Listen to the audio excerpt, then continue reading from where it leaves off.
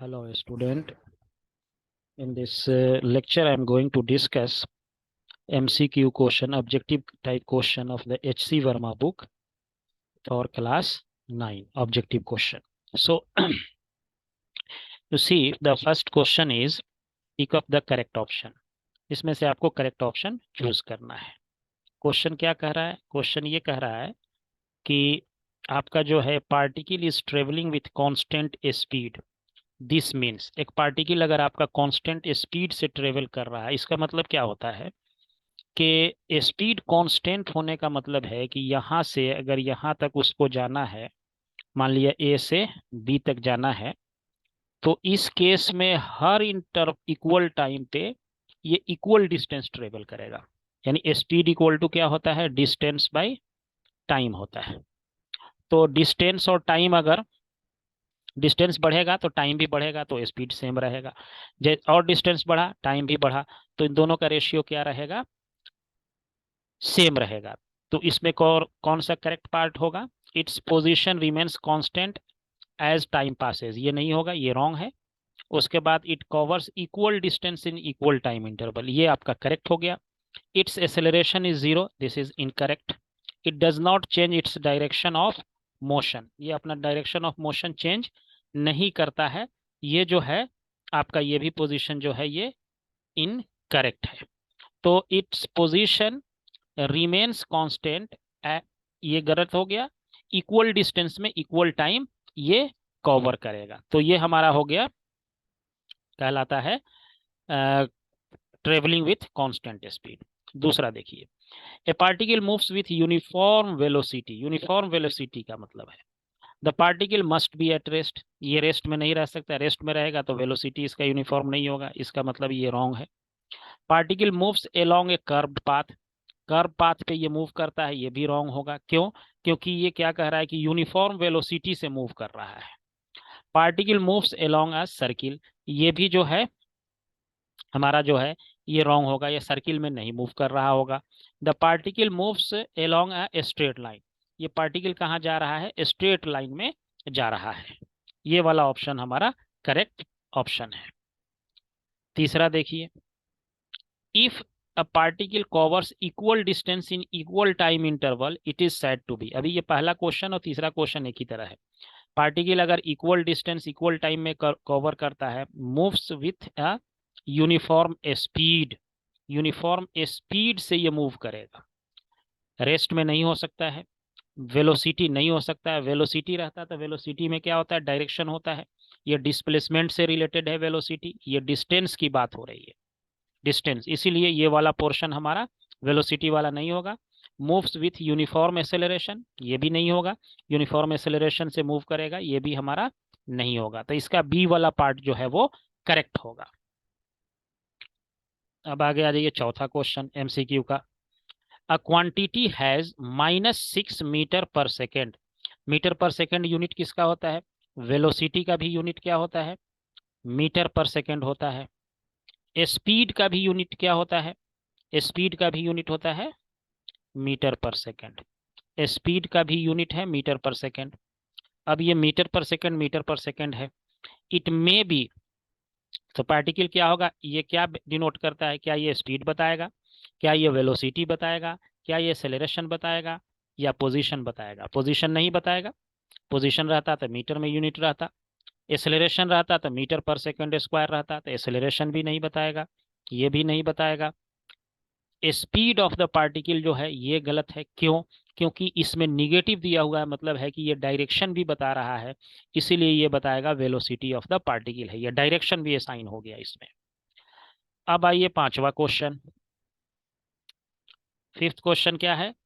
The area under a graph between two quantities given in unit metre per second. The area under a graph between two quantity is given in unit metre per second. अब अगर हमको area का ये graph अगर हमको निकालना हो, suppose करिए कि ये हमारा है, ऐसा कुछ हम ग्राफ लेते हैं, ये हमारा टाइम एक्सिस है, और ये वाला हमारा, मान लीजिए फॉर द टाइम बिंग कि अगर ये वेलोसिटी होता तो एरिया निकालने के लिए ये एरिया है, तो इसका यूनिट क्या होता? Metre per second. तो एरिया निकालने का मतलब है this length multiplied by this length, time हमारा सेकेंड में है, तो दोनों को आप मल्टीप्लाई करेंगे तो उसका यूनिट क्या होगा, metre by second into second, cut गया तो ये क्या हो जाएगा, मीटर हो जाएगा। यानी कि ये वेलोसिटी या स्पीड टाइम ग्राफ ये नहीं होगा, हमको चाहिए क्या आना चाहिए, मीटर पर सेकेंड आना चाहिए। तो अगर इस एक्सिस पे हम एसेलरेशन होता हमारा, सपोज करिए कि अगर ये एसेलरेशन होता तो इसका यूनिट क्या होता है, मीटर पर सेकेंड स्क्वायर, और इधर अगर टाइम होता तो एरिया अगर निकाला जाता इसका, तो ये वाला लेंथ क्या है, एसेलरेशन है, यानी इसका यूनिट क्या हो जाएगा, मीटर पर सेकेंड स्क्वायर, और इसको टाइम से मल्टीप्लाई कर देना है, तो metre per second square into time किस में होगा, सेकेंड में, सेकेंड से ये कट गया तो ये क्या बचेगा, मीटर पर सेकेंड। इसका मतलब है कि ये किसका ग्राफ है, एसेलरेशन टाइम ग्राफ है ये नहीं है, ये भी नहीं है, ये भी नहीं है, ये हमारा क्या हो गया, मीटर पर सेकेंड तभी आएगा एरिया जब इसका एक एक्सिस एसेलरेशन का हो और दूसरा एक्सिस हमारा क्या हो, टाइम का हो। अब आइए इसके आगे देखते हैं, the area under A speed time graph. अब देखिए यही स्पीड टाइम ग्राफ अगर हम करते एरिया का निकालते तो वो किस यूनिट में मेजर होता, मीटर में होता। देखिए ये वाला आ गया ना मीटर, यही वाला, तो ये मीटर में हो जाता है, यानी एरिया स्पीड का यूनिट क्या है, metre per second, into time कर देंगे, टाइम किस में है, सेकेंड में, सेकेंड से सेकेंड कट गया तो ये किस में हो जाएगा, मीटर में हो जाएगा। एरिया जो इसका निकालेंगे हम, जैसे अगर एग्जांपल के तौर पे मान लिया जाए कि ये वाला पोर्शन अगर हम यहाँ पे एक दूसरा कलर ले लेते हैं, अ, अगर मान लीजिए कि हमारे पास जो है, सपोज करिए दूसरा एक कलर लेते हैं, अब मान लीजिए कि यहाँ हम एक प्लॉट खींचते हैं, सपोज करिए ये वाला, और ये मान लीजिए टाइम यहाँ पे होता 5 सेकेंड होता, और ये मान लीजिए वेलोसिटी इस कंडीशन में यहाँ पे मान लिया जाए कि 20 मीटर पर सेकेंड होता। तो इसका एरिया निकालने के लिए ये लेंथ कैसे निकालते, area 1/2 base into height, base हो गया 5, यूनिट क्या है 5 इंटू सेकेंड, और हाइट क्या है इसका यहाँ से यहाँ तक 25, 20 है, और ये क्या है यूनिट, मीटर पर सेकेंड है, तो नीचे का सेकेंड इस सेकेंड से कट गया, तो इसका जो यूनिट बन के बच के आएगा, इसको 2 से काट देते हैं 10 हो जाएगा, तो इसका यूनिट क्या हो जाएगा 50 मीटर हो जाएगा। यानी कि इसीलिए इसका यूनिट क्या है, एरिया जो निकाले हैं स्पीड टाइम ग्राफ का वो क्या हो जाएगा, मीटर हो जाएगा। The velocity time graph of A particle is not a straight line, it's acceleration is. अब देखिए, अब वेलोसिटी टाइम ग्राफ क्या है, स्ट्रेट लाइन नहीं कह रहा है, ये है वेलोसिटी और ये है हमारा टाइम, ये कह रहा है इस स्ट्रेट लाइन नहीं है, कुछ भी हो सकता है, मान लीजिए ऐसे भी हो सकता है, ये ऐसे भी हो सकता है, स्ट्रेट लाइन नहीं है, तो इसका एक्सेलरेशन क्या होगा, जीरो तो होगा नहीं क्योंकि वेलोसिटी चेंज कर रहा है, कांस्टेंट भी नहीं होगा क्योंकि ये कांस्टेंट होने के लिए एक्सेलरेशन को ये स्ट्रेट लाइन होना पड़ेगा, ये वेलोसिटी है, ये टाइम है, तो हर इक्वल टाइम पे वेलोसिटी में इंक्रीज अगर या डिक्रीज जो है कि वो अगर कांस्टेंट रहता है तो हम कहते हैं कि कांस्टेंट एक्सेलरेशन है।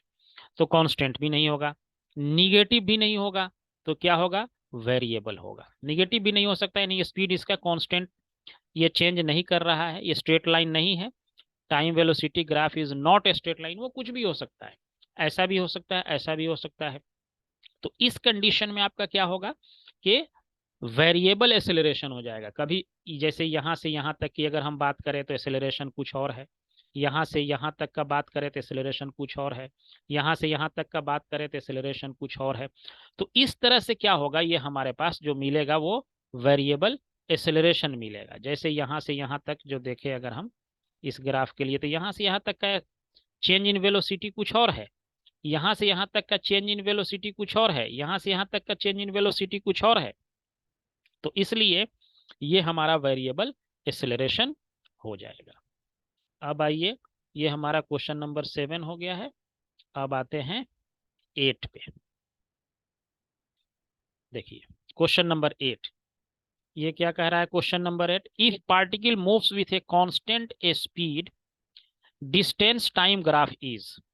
अगर आपका पार्टिकल क्या है, कांस्टेंट स्पीड से मूव कर रहा है, तो डिस्टेंस टाइम ग्राफ क्या होगा इसका, देखिए कांस्टेंट स्पीड जा रहा है, ये है डिस्टेंस, ये है क्या है, टाइम है, तो इसके बीच अगर हम प्लॉट खींचेंगे तो वो क्या होगा, स्ट्रेट लाइन होगा। अगर कांस्टेंट है, ये कांस्टेंट होने का मतलब है कि यहाँ ये यहाँ हर जगह स्लोप इसका क्या होगा, सेम होगा। तो इसको हम कहेंगे कि कांस्टेंट स्पीड है।